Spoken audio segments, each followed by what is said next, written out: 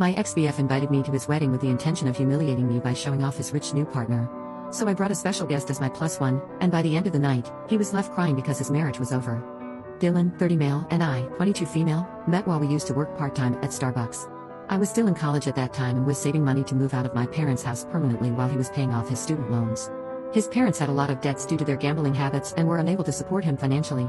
Initially, we bonded over discussing our families, but eventually, we realized that we genuinely enjoyed spending time together.